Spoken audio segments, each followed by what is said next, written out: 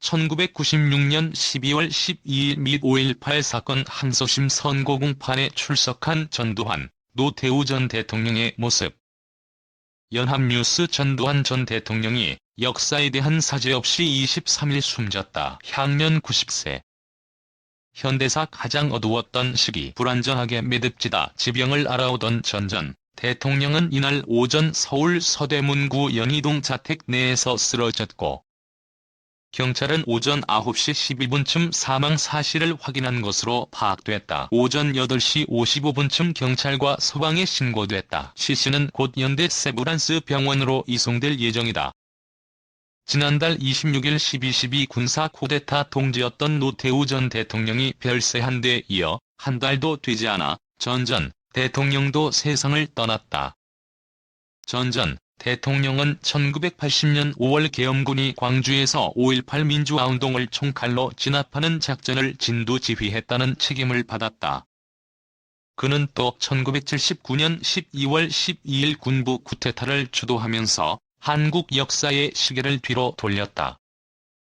그러나 그는 단 한 번도 역사적 책임을 시인하지 않았다. 그랬던 그가 숨지면서 한국 현대사의 가장 어두웠던 한 시기가 불안정하게 매듭지게 됐다. 가난했던 농부의 아들 육사에 진학하다 전 대통령은 1931년 1월 경남 합천 율곡면에서 농부의 아들로 태어났다. 형 둘이 어려서 숨졌고 셋째 형 기환씨, 동생 경환씨와 누이들만 살아남았다. 10남매 중 넷째 아들이었다. 그때 집이 대구로 이사해 대구공업중학교와 대구공고를 다녔다.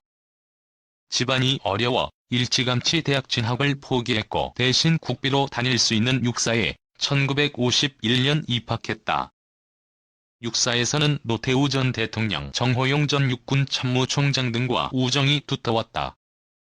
특히 축구를 잘했고 생도 시절에는 육사 대표팀 골키퍼로도 이름을 날렸다. 전 대통령은 체력이 좋았고 또 운동광이었다. 그가 대통령 시절 박종환 당시 국가대표 축구팀 감독을 불러 전술을 직접 지시했다는 일화도 있다. 그는 1955년 육사 11기로 졸업한 직후 육군 소위에 임관했다. 육사 재학 중 육사 참모장이던 당시 육군 대령 이기동의 관사에 들락거리다가 딸 이순자를 만났고 몇 년 뒤 둘은 결혼했다. 정치 군인, 군내 사조직 하나회를 주도하다 육사에서 성적이 좋은 편에 속해 임관 뒤에는 미국 유학을 가기도 했다. 엘리트 코스인 육군본부 특전감실 기획과에서 근무하기도 했다. 박정희 전 대통령이 주도했던 1961년 5.16 쿠데타 당시 육군 대위였던 그는 육사에 근무했던 장교들과 생도들의 쿠데타 지지 시위를 주도했던 것으로 알려져 있다. 이는 정치 군인으로의 길을 걷겠다는 그의 속내를 엿보게 하는 대목이다. 일개 위관급 장교에 불과했던 전 대위는 이 시위 주도를 통해 박정희 소장의 눈에 들게 됐고, 국가재건 최고회의 의장실 민원 담당 비서관에 임명되는 등 고속 승진의 길을 트게 됐다. 인맥과 패밀리 정신을 중요시 여겼던 그는 1962년 군내 사조직인 하나회를 조직하는 데에 앞장섰고, 하나회는 훗날 그가 군사 쿠데타를 일으키는 데 핵심 기반이 됐다. 이후 그는 1963년에 당시 박정희 정권을 지탱해주는 핵심 조직이던 중앙정보부의 인사과장을 거쳐 1969년에는 육사 동기생 중 최초로 대령으로 진급. 육사 출신들의 선망에 근무처이던 육군 참모총장실 수석 부관 자리에 임명됐다. 전 대통령은 1970년에 연대장으로 베트남전에 참전했고 이듬해 귀국해서는 전공을 인정받아 제1공수특전단 단장에 임명됐다. 1974년에 역시 동기생 중 처음으로 김복동 전 오사단장 등과 함께 준장에 진급했다. 소장으로 진급한 1978년 제1사단장 시절에는 제3땅굴을 발견한 공로를 세웠다. 국민일보 TV 광주를 피로 진압하고 대통령에 오르다 전 대통령은 1979년 자신의 운명을 바꾸게 된 보직인 국군보안사령관에 임명됐다.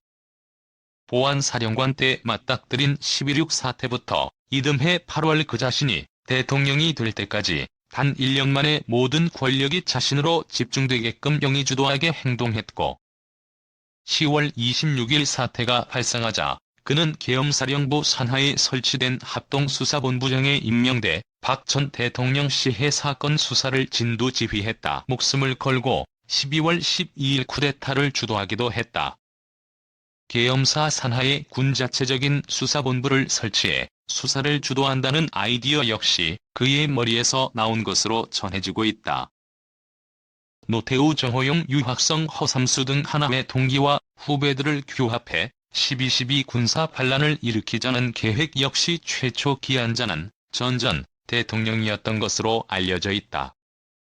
그는 12월 12일 단 하루 만에 계엄사령관 정승화와 그 주변 인물들을 내란 방조죄로 체포함으로써 최고의 실세로 등장했다.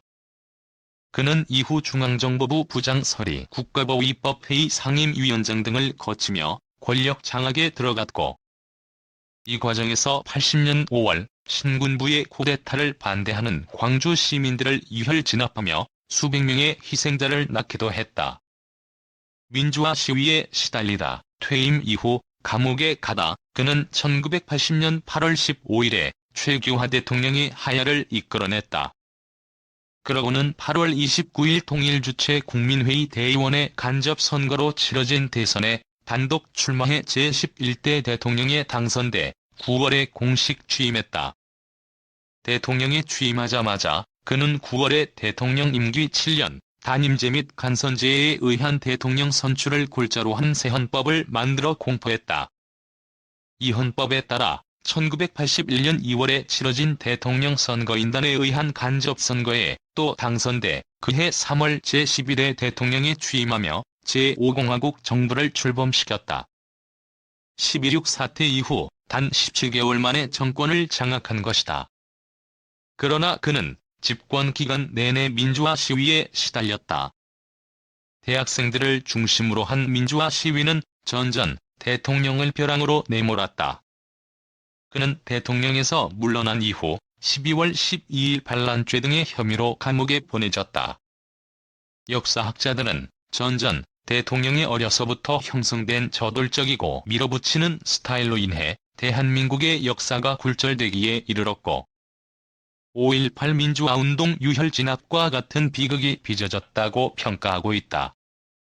최승욱 문동성 기자 어플레주 @금이부.co.kr 구드노즈 페이퍼스 국민일보 무단 전제 및 재배포 금지